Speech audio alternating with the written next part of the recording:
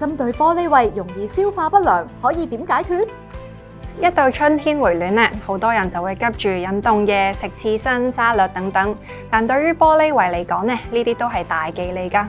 太多嘅凍飲啦，或者係生冷嘢，其實都會直接降低胃入邊嘅消化酶活性，導致胃腕部隱隱作痛，容易疲累，同埋咧大便都有機會出現未消化嘅食物，甚至係食少少油膩或者生冷嘢都會即刻肚屙。